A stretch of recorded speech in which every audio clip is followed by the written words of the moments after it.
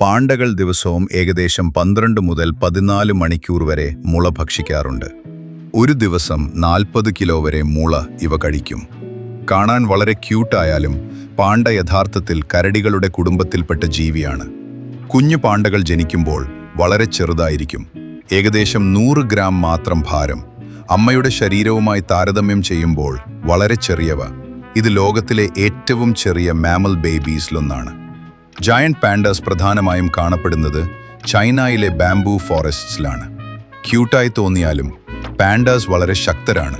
ഇവയ്ക്ക് അപകടകരമായ byte force ഉണ്ട്. വൈൽഡ് പാൻഡാസ് ആക്രമണ സ്വഭാവം കാണിക്കാം. പാൻഡാസിന് ബാംബൂ പിടിക്കാൻ സഹായിക്കുന്ന ഒരു പ്രത്യേക അസ്ഥിയുണ്ട്.